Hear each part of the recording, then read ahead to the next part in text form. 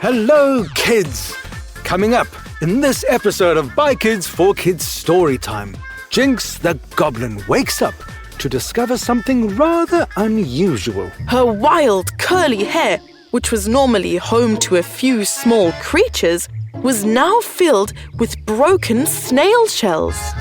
And she begins a new fashion trend in Magimajura. As creatures of all shapes and sizes proudly showed off their snail shell hairstyles. But before we find out what happens next, we have a very important birthday to remember. Give me a J. Give me a U. Give me a D. Give me an E. It's Happy Birthday, Jude. Jude, we hope you had the best birthday ever. All right, let's hear who the superstars are on this episode. Hi, my name is Omar. I'm 10 years old and I live in Houston, Texas. I love video games and sports. Hi, my name's Giacomo and I'm 12 years old. I'm from Italy and England and I really like cooking. My name is Nora and I am 6 years old and I like to play outside. I'm from the USA. Hi, my name's Aurelia. I'm from Italy and I live in Dubai. I'm 14 years old and I hope you enjoyed this reading. Well done, guys. It's such a pleasure to have you part of the By Kids for Kids team. Remember, listeners, if you'd like to perform with us, just go to bykids4kids.co and click on Audition. Okay, Ruby, let's get on with the story. Goblin Glamour.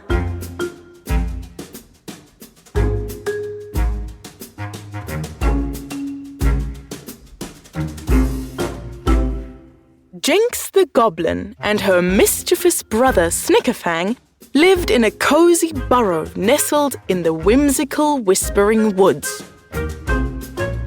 One bright and sunny morning, Jinx awoke in her mossy bed. She stretched her arms and yawned and staggered to the kitchen to make a cup of fungus tea. Snickerfang, who was already munching on a crunchy beetle toast, raised an eyebrow at his sister's unusual hairstyle. Jinx, what in the magical realms happened to your hair? Snickerfang exclaimed, his eyes widening in surprise. Jinx glanced at her reflection in an old pot nearby. What she saw made her do a double take. Her wild, curly hair, which was normally home to a few small creatures, was now filled with broken snail shells. Jinx blinked in confusion. How on earth did those snail shells end up in her hair? She had probably slept on the remains of her midnight snack. She knew Snickerfang would be annoyed at her sneaking snacks at night, so she needed to come up with an excuse. She chuckled and waved her hand. Oh, it's no big deal, dear brother. She replied with a playful wink. Just trying out a new fashion statement, you know. Snickerfang was curious. A fashion statement, you say? He echoed, intrigued. Do tell, sister. With a mischievous twinkle in her eye, Jinx leaned in closer and whispered, Broken snail shells, my dear Snickerfang. They're the latest trend in hair accessories. Snickerfang was shocked. Broken snail shells? How interesting. He thought Jinx looked idiotic, but he didn't want to be left out, so he said, I must try it myself. Without another word, Snickerfang dashed off to find some snail shells of his own. Jinx, feeling rather pleased with herself, followed along behind him to give a hand. It wasn't long until Snickerfang's wild, dark green hair was also full of snail shells. Pleased with their work, they pulled back the curtain of old bones and feathers, which was the doorway to their burrow, and set off to begin the day. As they made their way through the bustling village of Magimajura, they encountered their friend Sylvaris the Elf, who was tending to her garden of enchanted flowers. Sylvaris greeted them with a warm smile. Good morning, Jinx. Good morning, Snickerfang. But as she caught sight of their peculiar hairstyles, her smile faltered, and she couldn't help but raise an eyebrow in confusion. Jinx, Snickerfang, forgive me for asking, but what's with the snail shells in your hair? Sylvaris inquired.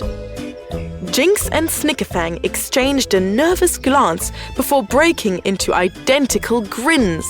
Why, Sylvaris, our dear friend, is the latest fashion craze. Jinx exclaimed, her eyes dancing with mischief. Everyone in Magimajura is doing it. Snickerfang nodded eagerly in agreement. Sylvaris blinked in surprise. She rummaged through her garden and soon had enough shells. Now you crush them like this, said Jinx, grinding them up. and then smear them into your hair. Sylvaris rubbed the dirty shells into her hair. That's it. Even more, Said Snickerfang as he emptied a bucket of broken snail shells onto her head. Flies began to buzz around Sylvaris's head. She felt a bit silly and a bit stinky, but at least she was fashionable. She set off for the village. On the way, she passed Sir Chucklenugget. He, of course, noticed her unusual appearance. I'm sure you can guess what happened next. That's right. Off came his helmet and on came a bucket of broken snail shells. Before long, the entire village of Magimajura was buzzing with excitement as creatures of all shapes and sizes proudly showed off their snail shell hairstyles. From the tallest giants to the tiniest pixies, everyone was swept up in the ridiculous craze. They tried to outdo each other by using crab shells, centipede shells, beetle shells, whatever they could find. They looked more and more ridiculous and smelled absolutely awful.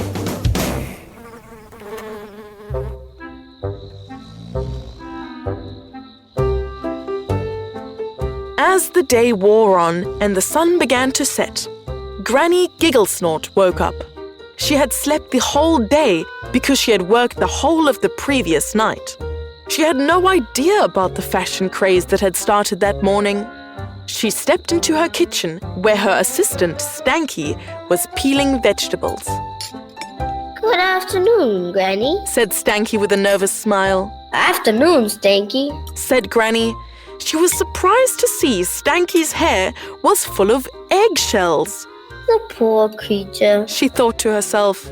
He really does the strangest things sometimes. She opened the door to her cottage and surveyed the scene before her. A sea of creatures with snail shells in their hair, all giggling and chattering excitedly. Troller, Snotbeard and Grumblegut stomped past, their hair full of lobster shells. Lexi twinkled by with his hair full of colourful ladybird shells. Sparky Flarkbottom's hair was full of shiny pieces of clamshell. Well, well, well. Granny chuckled, shaking her head in amusement. What have we here? It seems that we've all fell under the spell of fashion. The creatures of Magimajura paused, their laughter fading as they turned to look at Granny with wide eyes. Fashion? But Granny, this isn't just fashion, it's the latest trend. Jinx protested, her voice tinged with confusion. I'm afraid, my dear, Granny said, that you all look utterly ridiculous. The others looked at each other in shock and then burst out laughing. They realized how silly they all looked. They clutched their bellies and fell to the ground, tears of laughter dripping from their eyes.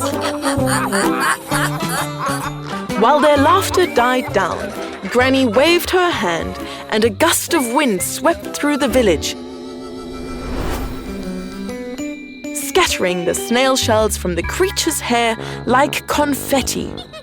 Granny giggled and said, Oh, my dear friends, trends come and go. Don't just follow each other blindly. Think for yourselves. Granny's words resonated in all of their hearts, reminding them that true beauty lies not in following trends, but in embracing their unique quirks and talents. And so, with a chorus of laughter and smiles, they bid farewell to their snail shell hairstyles and returned to their normal lives and celebrated the magic of being themselves.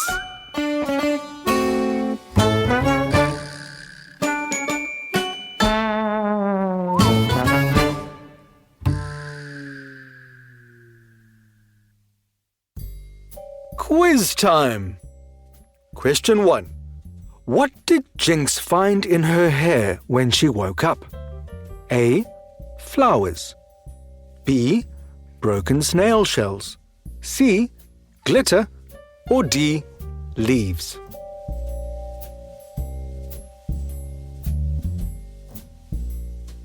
And the answer is B.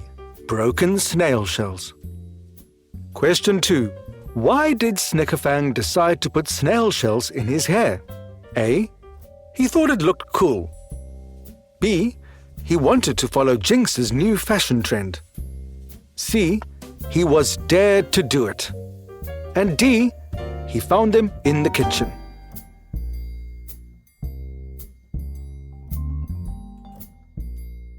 And the answer is B. He wanted to follow Jinx's new fashion trend. Question 3. Who was the first friend they met with snail shells in their hair? A. Granny Gigglesnort. B. Sir Chucklenugget. C. Sylvaris the Elf. Or D. Lexi the Pixie.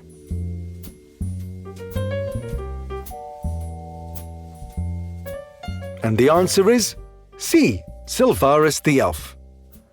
Question 4. What did Granny Gigglesnort do when she saw everyone with snail shells in their hair? A. She put snail shells in her hair too. B. She laughed and said they looked ridiculous. C. She scolded them for being silly. D. She ignored them and went back to sleep.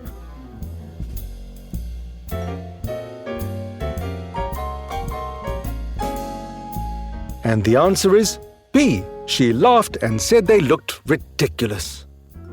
Question 5. What lesson did the creatures of Magimajura learn at the end of the story? A. Always follow the latest trends. B. Snail shells make the best hair accessories. C. Be true to yourself and think for yourself. Or D. Never try new things.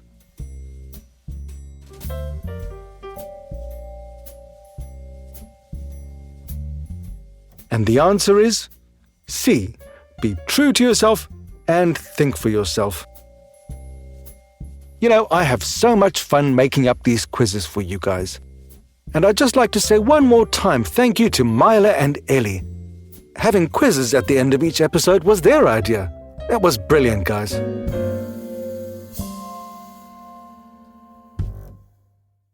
Hey guys, if you like this episode, please share it with your friends and family. It is one of the best ways to support BKFK Storytime.